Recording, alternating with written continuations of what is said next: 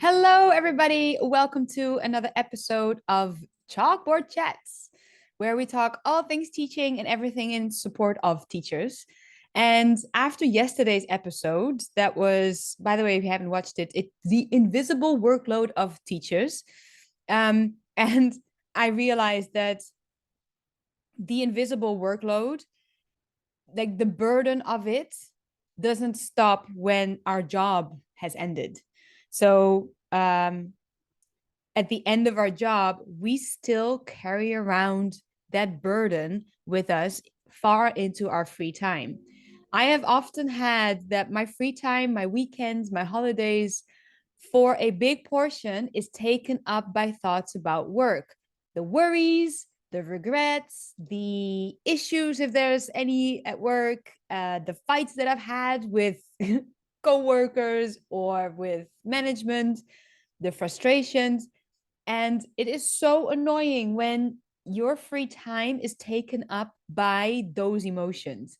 Then you're sitting, enjoying some time with friends, and all you feel is constantly this sense of frustration because of something that happened last week at work. And it's it's the worst. And I've had this be really bad 5 years ago. I had my dream job. Yo, it was amazing. I had my eyes set on this company. They were teaching adults. I love teaching adults. And it was business English, and it was a small company. It was just great. So I got the job, was really excited. And then after I think 3 months of working there, I noticed that my psoriasis was flaring up again. If you don't know what psoriasis is, it's kind of like eczema where your skin gets all weird and patchy and itchy. And I have flare ups. I don't have it usually when I'm calm and collected. I don't have it. I had it really bad when I was 21 in university when university gave me stress. Then I hadn't had it for years. And then 5 years ago, I had like little patches back on my shins. It always starts on my shins. And I realized that this was because of work. And I had to learn and practice and teach myself literally the tool to forget about work in my free time. Because I looked at my job and I was like, hold on, I don't work that many hours. My job at the time, I think I was working maybe 1 or 2 hours in the morning, maybe twice a week, but not even every month. I was sometimes working in the afternoon, also 1 or 2 hours. And then I would teach in the evenings. It would be, let's say, maybe 3 or 4 hours. So in total, it would be maybe 20 hours a week. Maybe let's say 25 hours to be on the safe side. But to have so much stress on and I say just 25 hours, I was like, how is this possible? Because I'm not dealing with matters of life and death. It is not that if I don't do well, it has such a big impact on my life as was with my university when I was so stressed about my university grades. Um, so I was like, why is this? This is my supposed to be my dream job. And it was, I loved it, but it was getting to the point where my little patch of psoriasis just grew and grew and grew. And I was like, no, no, we've had this. We've gone through this. I do not want this again. Let's get this under control. So I got very good at compartmentalizing. And I learned over time what my brain was doing in my free time, why it constantly wanted to think about work, do a little bit of worrying, do a little bit of frustration, be a little bit like, sorry, that's my microphone, be a little bit angry about whatever happened at work. And I really had to get to know myself to figure out this problem and to find a solution how to stop this, because it's one thing to realize that this is happening, but it's a whole different thing to get a grip on your brain and literally tell to stop it. So that is what I'm going to talk to you about. In the meantime, I'm just going to turn on my air conditioning because it's getting warm. um, so what I realized is that most of the time, if you've had a decent week, if nothing went amiss, if there was no fight or no bad thing happening, if it was just like an ordinary week, my brain was pretty calm in my free time. It didn't want to rehash any of the conversations that I've had with management. It didn't talk to me about how I should have dealt with the student differently. It was like pretty calm. But anytime that there was a, that's my dog. Hi. Anytime that there was a issue with the student in the classroom, there was a disagreement with management, or I had to teach things that I was really not agreeing with, that came up again and again in my free time. And I realized that my brain meant well. It was trying to keep me, prepared. It was trying to get me all hyped up for this fight that we had last week or this situation that may or may not happen next week again. And it went through every situation again and again. And so it meant well, but it was just exhausting. It was so exhausting to have this. So once I realized that this was like well meant, but also a function that my brain for some reason had, it was kind of like, oh, I got this phone and this is a weird function. Can I find the off button? Can I find the off switch? And I did. I found the off switch.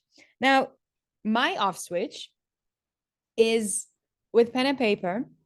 And whenever I am finished with work and there is something like it keeps on nagging at me, I always think like this is the bee or like a mosquito that comes like comes close to annoy you again. Whenever that happens, whenever I notice that there is an issue that keeps coming up in my mind, I need pen and paper. And I literally just do like a word vomit on paper, just write everything down. That does a couple of things. One, it just acknowledges everything that is in me. It just says, yes, this is what's happening. It also kind of reorganizes the mess in here. When I write, of course, when you write slower than you think. So I have to slow down my thoughts. And I like, if you've never done this, I can highly recommend it because it forces you to slow down your thoughts up to the point where when you do have everything on paper, it feels like as if you've just cleaned up your mind. You're like, oh, I feel so much lighter. The problem isn't gone. Of course not. Nothing is solved yet, but just that act of having your situation, your mental chatter on a piece of paper and you can look at it. Oh, it's so good. So that for me is step one, to just put it on paper. Then what I do is I look at this like we're going from A to B as if we're going on a journey, and where we are on the journey, in your free time is kind of like a roundabout. So we have our brain stuck on this one issue that keeps coming up, something that happens in the last couple of days, in the last week, and our brain just wants to rehash it. So we're kind of stuck on the roundabout. And when I think of it in that way, I think, okay, I need to make an exit and park my car somewhere. I need to write out the situation and decide for myself if I were to be back at work next week, what would I do next? And I just give myself that exit of the the worry roundabout, and I find a calm place to park my car just to get out and leave it for the time being. Meaning, I don't need to think about it. I don't need to go back and forth. I don't need to think about what I said, what they said, what the situation is, now what, now what. I literally find a way to say, okay, this is the situation, this is the roundabout. When I come back at work, here are the things that I want to do about it, or here are the things that here are the steps that I can take. Once I'm at work, those are the things that I am going to try. For now, this is where we're at, and this is where I can leave it. And just that mental exercise of what roundabout am I on? What is the exit that I want to take? And where can I just park my car, my mental car, so that I can just leave it for the time being, has been such a game changer for me. And I have gotten to the point where I leave work, I drive home, and as soon as I'm home, it's just like the off switch.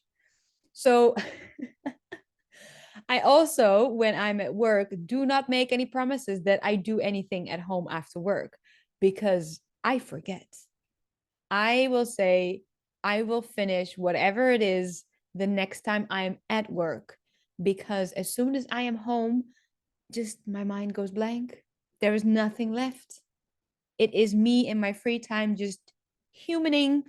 And I wish that I could teach this to all of the teachers all over the world, because I realized that if your free time is not yours to enjoy, then you're setting yourself up for an epic failure in the classroom. And not just the classroom, it's so bad that it affects all aspects of your life. Um, where if you are very stressed and very tense in your free time, not only your free time is going to suffer, your sleep, your diet, and it's just like this spiral that once you're in it, it just gets worse and worse and worse. Um, so this is one way that I have been taking care of myself. I've been taking control over my brain and telling it to stop worrying during the weekend, stop worrying during the evening, because literally when you are in your free time, there is nothing that you can do about the situation. There's nothing that you have to do about the situation. The only thing that you can do for yourself is make some peace with where you're at. And where you're at is just, this is life. This is what the world has given to you. These are the cards that have been dealt. They may be shit. It might not be the winning hand, but this is it. This is where you're at. And with that, you can find some peace in the now and put your worries onto the side and this is my favorite phrase as well, let future Henry deal with this. Let tomorrow Henry figure this out, because tonight Henry is going to take a bath. Tonight Henry is going to relax. They're going to read a book, drink a cup of tea, and go to bed early, so that tomorrow Henry is like wide awake, fresh, has some new energy, and can solve whatever it is that today's Henry picked up, dragged home, um, can solve or find solutions. That is what I have for you today. All right. I hope you're enjoying these episodes. Please let me know in the comments below, and I'll speak to you soon. Bye bye. That's not the end button. Where is the end button? Hold on, baby. Oh, there we go.